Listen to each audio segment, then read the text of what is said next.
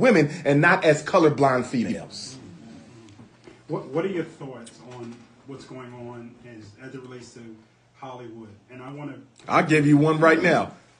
R. Kelly. I didn't know if you wanted to talk about it. No, hit it. No, hit it. Listen, as someone who works in the schools, as a school psychologist, my doctorate is clinical psychology. I got into this field to help children. For me, there's no statute of limitations on child molestation or pedophilia. You understand? I don't care if you did it last week or 50 years ago, you should be held accountable for it.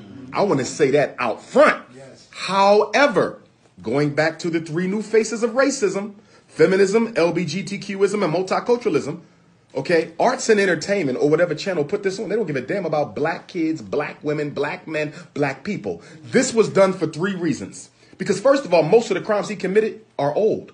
They happened. So why wasn't this done back then? Right. All of you in the video, why didn't y'all expose R. Kelly back then? You know why y'all didn't expose him? Because y'all thought y'all was going to get something out of this. The sickness of the R. Kelly show is the fact that everyone on the show was an accomplice to the crime. So my question to them would be, when they lock him up, because you love kids all of a sudden, but you didn't at that time, are you acceptable with being named as an accomplice and being sentenced to prison time yourself? Every parent, every woman, all of you are guilty. And my issue with the black feminists is they want to separate R. Kelly away from the system in which he existed. This was not a one-man operation. This was a system of people that preyed on children or allowed them to be preyed on and did nothing as long as they were getting what they expected out of the situation. That's not justice.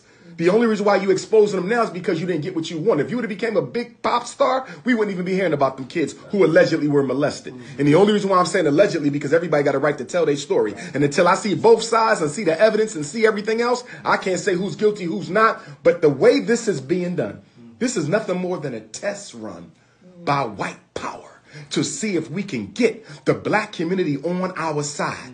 Either way the black community goes, we will benefit. Let me tell you what I'm talking about. Let's say the black community says R. Kelly needs to go to jail. He's a pedophile and we do not accept pedophilia. The white power structure says good. Black people are willing to let us destroy their own. So then, any black man we want to take down in America who is not guilty of R. Kelly's crimes, we'll just paint them as pedophiles because it's been so sensationalized in the media, and we could take out 24 more prominent black men who are not guilty because we got the black community to align themselves with the same criminal injustice system that's been destroying a community for hundreds of years. Now, let's say we go the other route and say, let's protect R. Kelly, okay, because he's a hero and he's a successful black man and we ain't going to let the white man get him.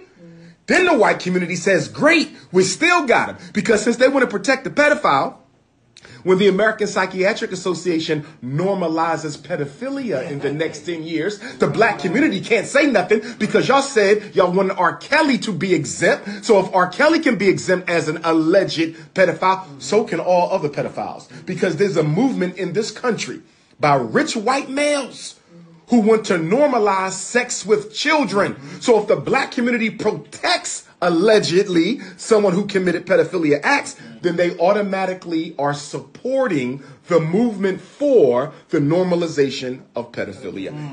So the question becomes, if we lose either way we go, how do we win? And you win by bringing justice to your own community, not going to white folks and asking the same people who committed more injustice against you than anybody in history to administer justice. You don't go to the rapist and say, can you try him for rape? You don't go to the thief and say, can you try him for stealing? You don't go to the abuser and say, can you try him for abusing? The white man is in no moral position to judge any black person for their crimes. We should be judging them ourselves. Scared to ask you about the other. Well, they brought up charges against the other guy. What's his name? Which one? Kevin Spacey? Yeah. Oh, yeah. Oh, but did you hear what Kevin Spacey said? What did he say? And mind you, Kevin Spacey didn't get an R. Kelly show. No, he didn't. He's been quiet.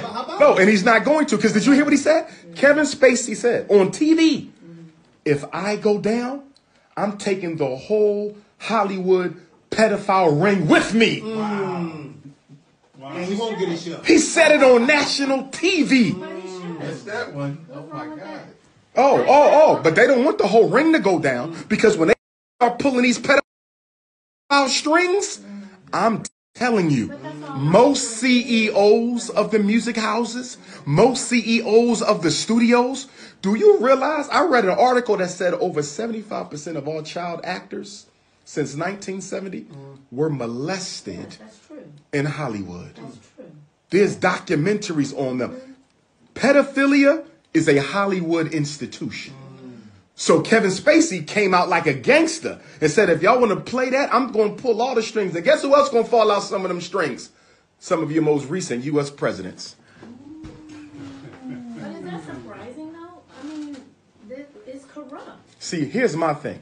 If we're going to go after this, go after it systematically and institutionally.